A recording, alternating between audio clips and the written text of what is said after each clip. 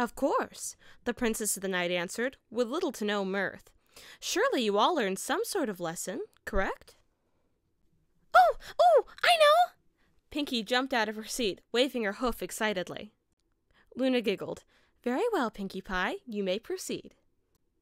The pink pony cleared her throat and began. Dear Princess Celestia, last night we learned that drinking with your friends can be a whole lot of fun. Dash chimed in with a wink to Applejack. Especially if they know how to hold their own. But it's very important to know what your limit is and not to exceed it if it can be helped, Rarity added. And some ponies shouldn't even drink at all, Fluttershy squeaked. While it isn't necessarily wrong to get drunk, Twilight continued, it is very important to remember to be responsible and to keep control of yourself as best as you can to avoid complications. And to make sure nothing bad happens, it's always a good plan to have some pony you trust to get you home safe and sound, and don't do anything y'all might regret, Applejack said with an appreciative smile to her brother. To summarize, as long as you stay responsible, know how much you can handle, and be with friends you can trust and rely on, you can have a great time at the bar. Or, well, anywhere for that matter, Twilight finished with a smile. Sincerely yours, your loyal subjects in Ponyville. With a flourish, Luna finished writing the letter. Well done, my friends. This was a lesson well worth learning. Luna? Twilight began tentatively. Do you think you can add in the postscript that I'm really, really sorry about barging into the castle, and, for the mess in the bathroom? The princess allowed herself a hearty laugh at this. Oh, Twilight, you know Sally could never be upset with you over something like this, but I will add it if you wish. She made the notation, and the quill and scroll vanished with a flash afterward, and then she stood. The others at the table stood as well, out of respect. And now I must be off, fair friends. I thank you for a wonderful time. We must do this again sometime. She leaned in with a conspiratorial grin, especially if you're planning another social gathering like last night's. With a wink and a flash, she was gone, leaving every pony slack-jawed. Dash was the first to speak up. A shot contest with Princess Luna? That would be so awesome! She squealed. I think I've had enough awesome for a while, Twilight stated flatly. Oh, I heartily agree, Rarity said with a nod. However, at least we know now how to handle ourselves in such situations in the future. Indeed, I wouldn't mind going out again with you girls sometime. Applejack chuckled dryly.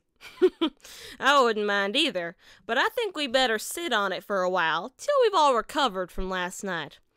Anyway, as much as I'd like to stay and chat with y'all, me and Big Macintosh need to get back to the farm and get caught up on those chores. Oh yeah, I gotta go too. I have to stop by the Weather Bureau today and see when they're scheduling the next big storm, Dash remembered. See you guys. And with a powerful flap of her wings, she was airborne and gone. Looks like she's recovered from her hangover well enough, Rarity observed with a wry smirk.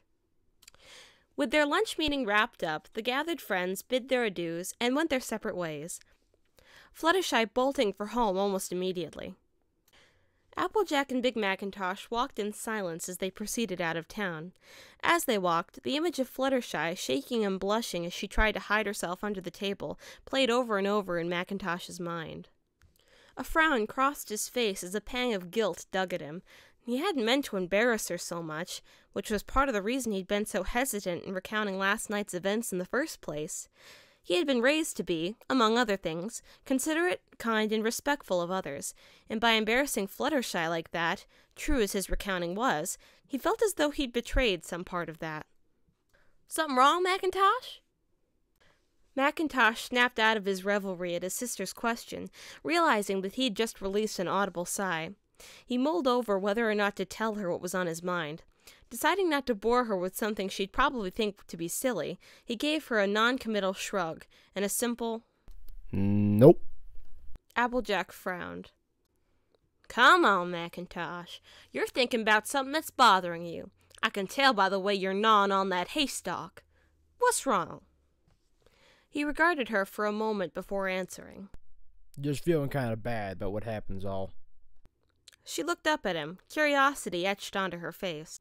What do you mean? Far as I'm concerned, you did everything you should have done getting us home.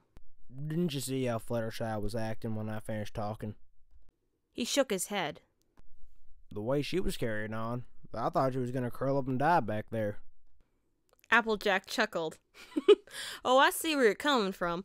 Don't worry too much about that. She's always like that. She'll be fine. Of course, she probably won't leave her cottage for a few days, but like I said, ain't nothing to worry about. You sure she ain't mad at me for it? He asked at length. This drew a guffaw from the orange mare. You kidding? Fluttershy's such a sweetheart, I don't think she'd ever hold a grudge. Definitely not against some pony who got her home safe as you did. While it helped, Applejack's words didn't fully assuage McIntosh's sense of guilt, and the frown on his face persisted. A soft smile crossed Applejack's face as she paused to give him a sisterly nuzzle. You're a great brother, McIntosh. You did good last night, and I'm proud of you. He smiled gratefully and returned the nuzzle. Thanks, sis. That really means a lot to me. They continued on, a comfortable silence between them. Before long, they reached Trickle Creek Bridge and crossed over. McIntosh chanced to glance over the side to the shallow creek below, remembering how close Fluttershy had come to smashing into the rocks hiding just below the surface. The realization that if he hadn't been there last night meant that Fluttershy might have gotten hurt badly or even drowned sent a chill down his spine. He allowed himself a smile, knowing that he had indeed done well last night. Even so, he still felt responsible for her condition at the lunch meeting. He paused at the intersection and looked down to the road toward the Pegasus cottage, contemplating his next course of action. Applejack continued on for a ways before realizing he had stopped. She stopped as well and turned in his direction with a questioning look. I'll be back in a minute, he said at last. She nodded in understanding. Want me to go with you? Nope. It didn't take him long to reach the front yard of Fluttershy's cottage, which, even with the numerous chatterings and chirping animals flitting about, seemed just as serene as it had been the night before. Most of the animals retreated a safe distance and observed the visitor curiously as he approached. McIntosh could almost feel the eyes watching him, each pair belonging to an animal trying to decide whether he was a friend or foe. He stopped the door and noticed a badger and several squirrels off to his left, giving him the stink eye, which made him realize that these animals would probably go to a great length to ensure the safety of their Pegasus caregiver. He kept that in mind as he knocked on the door. The knock was met by an immediate rebuttal. Go away! I'm not home right now! Try again next year! McIntosh was certain that his haystack had been blown halfway to Canterlot by the sonic blast. He shook his head to clear it out and knocked again, this time calling out, Fluttershy, it's me, Big McIntosh. Can I talk to you for a minute? After a few moments of silence, the door cracked open slightly, just revealing part of Fluttershy's face in the shadow. Mackintosh? Suddenly, feeling very self-conscious, he took a step back and spoke with an unsure smile. Yep. It's alright if we talk? Fluttershy hesitated briefly, then opened the door and stepped out.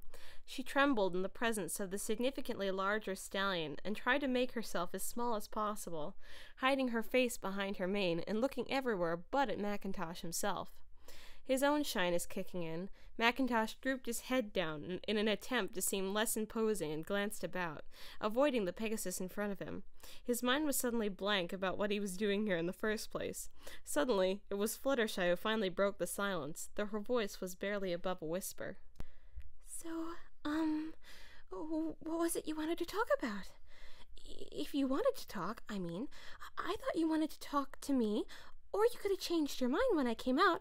I should probably go back inside and leave you alone, she squeaked. McIntosh regained his senses and quickly spoke. What? No.